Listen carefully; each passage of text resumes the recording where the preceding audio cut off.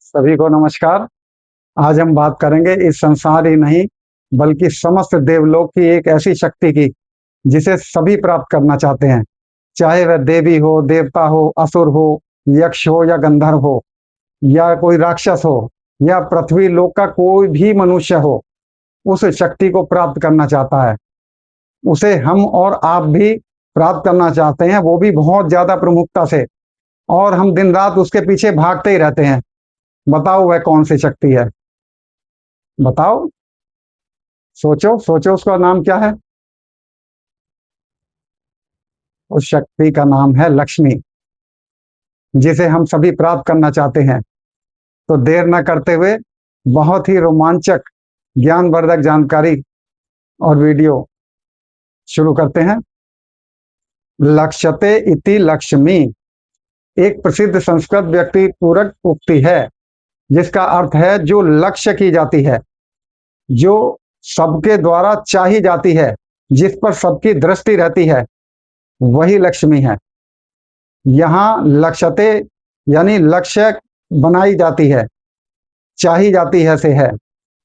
इति का मतलब है अर्थात, और लक्ष्मी, लक्ष्मी तो आप सब जानते ही हो, अर्थात लक्ष्मी जी, वही लक्ष्मी कहलाती है। इस प्रकार सरल हिंदी अर्थ होगा, जिसे सभी लोग प्राप्त करना चाहते हैं, जिस पर सबकी दृष्टि रहती है, उसे हम लक्ष्मी कहते हैं। यह कहाँ से लिया गया है? यह वाक्य ऋग्वेद पुराणों का प्रत्यक्ष श्लोक नहीं है। आचार्य लोग लक्ष्मी की व्युत्पत्ति समझाने के लिए इसे उद्धृत करते हैं। लक्ष्मी शब्द की उत्पत्ति लक्ष्य धातु से मानी जाती है, जिसका अर्थ है देखना, चिन्हित करना, लक्ष्य करना, अर्थात पहचानना। इसी धातु से लक्ष्य, लक्षण, लक्ष्य और लक्ष्मी जैसे शब्द बने हैं। दार्शनिक अर्थ सनातन परंपरा में लक्ष्मी केवल धन नहीं है, जो वर्तमान में हम सभी लोग धन समझते हैं, यानी पैसा। लक्ष्मी जी उस समृद्धि, शोभा, ऐश्वर्य, सौंदर्य, सद्गुण और मंगलमय शक्ति का प्रतीक है, जिसकी ओर सभी का आकर्षण होता है। इसलिए कहा जाता है लक्ष्यते इति लक्ष्मी, जो सर्वप्रिय, सर्ववांछित, सर्वाकर्षक है और आप सभी को आकर्षित करने वाली है, वही लक्ष्मी है। यह व्याख्या विशेष रूप से संस्कृत कोशों, निरुक्त परंपरा और पारंपरिक भाषाओं में शब्द की व्युत्पत्ति समझाने के लिए प्रचलित है। लक्ष्यते इति लक्ष्मी अर्थात जिस पर सबकी दृष्टि हो, जिसे सभी पाना चाहें, वही लक्ष्मी है। इसी भाव को समझाने वाली एक बहुत ही सुंदर कथा भागवत पुराण और विष्णु पुराण में वर्णित है। वह कथा है समुद्र मंथन की। समुद्र मंथन से लक्ष्मी की उत्पत्ति हुई है। जब देवता और असुर अमृत प्राप्त करने के लिए क्षीर सागर का मंथन कर रहे थे, तब अनेक दिव्य रत्न निकले और अंत में स्वयं लक्ष्मी देवी जी प्रकट हुई। जैसे ही लक्ष्मी प्रकट हुई, सभी की दृष्टि उनकी ओर चली गई। चाहे वह देवता हो, चाहे असुर हो, यक्ष हो या गंधर्व हो, सब उन्हें प्राप्त करना चाहते थे। क्योंकि लक्ष्मी केवल धन नहीं थी, वे सौंदर्य, ऐश्वर्य, कीर्ति, समृद्धि और मंगल की अधिष्ठात्री थी। लक्ष्मी जी ने भी सभी को देखा। सभी लाइन में खड़े हुए थे, उनकी तरफ ललचाई हुई दृष्टि से देख रहे थे। किसी में बल था, शारीरिक बल, किसी में ज्ञान का बल था, किसी में तप था। इसके साथ साथ उनमें अहंकार भी था, कहीं क्रोध था, कहीं लोभ था। अंततः उन्होंने भगवान विष्णु को अपना पति चुना। कारण यह था कि विष्णु में शक्ति होने पर भी अहंकार नहीं था, सामर्थ्य होने पर भी संतुलन था और वैभव होने पर भी वैराग्य था। कथा का गूढ़ संदेश है, इस कथा का सामान्य अर्थ यह नहीं है कि लक्ष्मी केवल धन देती है। इसका वास्तविक संदेश है, लक्ष्मी वहां स्थायी रूप से निवास करती है जहां धर्म, संतुलन यानी बैलेंस, विनम्रता और मर्यादा हो। असुर भी लक्ष्मी को चाहते थे, पर उन्हें स्थायी रूप से वह प्राप्त नहीं कर सके। क्योंकि उनके भीतर लोभ था, अहंकार था। इसीलिए ऋषियों ने संकेत दिया, लक्ष्यते इति लक्ष्मी। जिसे सब चाहते हैं वह लक्ष्मी है, पर लक्ष्मी उसी के पास टिकती है जो विष्णु के गुणों को धारण करता है। आज भी लोग लक्ष्मी को प्राप्त कर लेते हैं, लक्ष्मी तो प्राप्त कर लेते हैं लोग, दुनिया भर के लोग अच्छे या बुरे कामों से लक्ष्मी को प्राप्त कर लेंगे। कोई अपने ज्ञान से करेगा, कोई अपने बल से करेगा, अपनी योग्यता से, कोई पढ़ाई से, सब लक्ष्मी प्राप्त कर लेते हैं। लेकिन वह सदा सदा के लिए कभी किसी के पास टिकती नहीं है, पीढ़ी दर पीढ़ी नहीं टिकती, क्योंकि उनके भीतर अहंकार उत्पन्न हो जाता है। इसलिए धर्म के मार्ग पर चलते हुए लक्ष्मी प्राप्ति बिना अहंकार किए हुए की जाए, तब वो पीढ़ी दर पीढ़ी टिकी रहती है। एक छोटा सा प्रसंग कहा जाता है कि एक बार लक्ष्मी जी ने विष्णु जी से पूछा कि लोग मुझे पाने के लिए इतना प्रयास करते हैं, पर मैं सबके पास क्यों नहीं रहती। विष्णु जी मुस्कुराए और बोले कि जो तुम्हें पकड़ना चाहता है उसके हाथ से तुम फिसल जाती हो, जो धर्म को पकड़ता है उसके पीछे तुम स्वयं चली आती हो। यही कारण है कि सनातन धर्म में कहा गया है, जहां धर्म है वहां लक्ष्मी है, जहां केवल धन की लालसा है वहां लक्ष्मी टिकती ही नहीं है। यह कहानी लक्ष्यते इति लक्ष्मी के भाव को बहुत सुंदर ढंग से स्पष्ट करती है।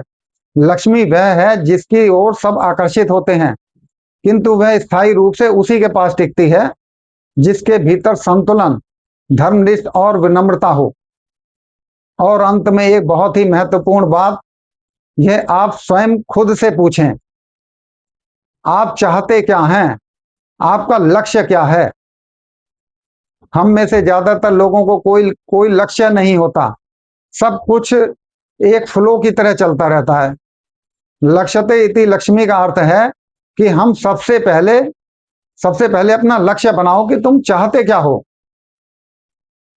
फिर उस लक्ष्य को प्राप्त करने के लिए हमें क्या क्या चाहिए, उस ज्ञान और उस पुरुषार्थ, क्या पुरुषार्थ हमें उसके लिए करना चाहिए, उस पर लग जाओ। फिर कुछ भी इधर उधर नहीं, जब तक वह लक्ष्य प्राप्त ना कर लो तब तक रुकना नहीं है, एक ही जगह फोकस। एक प्रसिद्ध फिल्म ओम शांति ओम का एक बहुत ही प्रसिद्ध डायलॉग है, जब आप किसी चीज को शिद्दत से चाहते हैं तो सारी कायनात उसे आपसे मिलाने के लिए आतुर हो जाती है। खुदी को कर बुलंद इतना कि खुदा बंदे से ये पूछे कि तेरी रजा क्या है। इतना समर्पण, इतना केंद्रित, इतना फोकस, इतना पुरुषार्थ कि सारा संपूर्ण अस्तित्व आपका अपने लक्ष्य पर केंद्रित हो। एक बहुत ही मशहूर उर्दू शेर है कि मिटा दे अपनी हस्ती को अगर तू मर्द दाना है, कि दाना खाक में मिलकर गुले गुलजार होता है। दाना यानी बीज, बीज को वृक्ष करने के लिए अपना अस्तित्व मिटाना ही पड़ता है, तभी वह वृक्ष बनता है और फल देता है। इसी प्रकार से अपना अस्तित्व, अपना अहंकार, अपना ज्ञान, अपना पद, अपनी प्रतिष्ठा, अपनी प्रॉपर्टी, अपना बैंक बैलेंस, अपनी जाति, धर्म, संप्रदाय सब मिटा दो। राजा होने का अहंकार भी दुनिया में सबसे बड़ा अहंकार है, तो उसको भी मिटा दो। जब हम भूलते हैं, जब हम अहंकार को त्याग करके लक्ष्य को लक्षित करते हैं, फिर चाहे लक्ष्मी हो या विष्णु, जिसे लक्ष्य बनाकर तन मन धन से जुट जाओगे वह अवश्य प्राप्त होगा। मीरा को कृष्ण चाहिए थे कि मेरे तो गिरधर गोपाल दूसरो ना कोई। बचपन से ही लगन लग गई, लगन कृष्ण की, कृष्णमय होने की। मीरा महलों की रानी थी, महलों की रानी। जब कृष्णमय हो जाती थी तो निकल जाती थी महलों से। वस्त्र कहीं जा रहे हैं, कपड़े कहीं जा रहे हैं, बाल कहीं जा रहे हैं, बाल बिखरे हुए हैं, ध्यान केवल कृष्ण का। और नाचती थी, घंटों नाचती रहती थी प्रजा के बीच में। कोई जाति धर्म संप्रदाय नहीं, कोई रानी होने का अहंकार नहीं, केवल एक ही ध्यान उस परम शक्ति का, उस परम ब्रह्म का, उस कृष्ण का। और घंटों घंटों नाचती रहती थी। उनका लक्ष्य कृष्ण को पाना था, तो पा ही लिया। मीरा कृष्णमय हो गई, कृष्ण में विलीन हो गई। फिर उनमें और मीरा में कोई भेद ना रहा, तब एक हो जाते हैं। लक्ष्य और लक्ष्य प्राप्त करने वाला एक हो जाते हैं। तो आज से और अभी से अपने आप से रोज दिन रात यह सवाल पूछो कि मेरा लक्ष्य क्या है। सुबह उठो, पूछो कि मेरा लक्ष्य क्या है। दिन रात पूछो कि मेरा लक्ष्य क्या है, मैं क्या प्राप्त करना चाहता हूं, मुझे क्या चाहिए। यानी जब आपका लक्ष्य क्या है यह पता चल जाता है कि आपका लक्ष्य क्या है, तो अपने पूरे जीवन का एक टाइम टेबल बना सकते हैं। उसके लिए दृढ़ संकल्प और प्रतिज्ञा की आवश्यकता है, तब आप उस लक्ष्य तक अवश्य पहुंचेंगे। इस संसार का प्रत्येक मनुष्य का अंतिम लक्ष्य परमात्मा तक पहुंचना ही होता है। आत्मा की यात्रा परमात्मा तक ही पहुंच करके खत्म होती है। इसी को शास्त्रों में धर्म, अर्थ, काम और मोक्ष के मार्ग बताए गए हैं।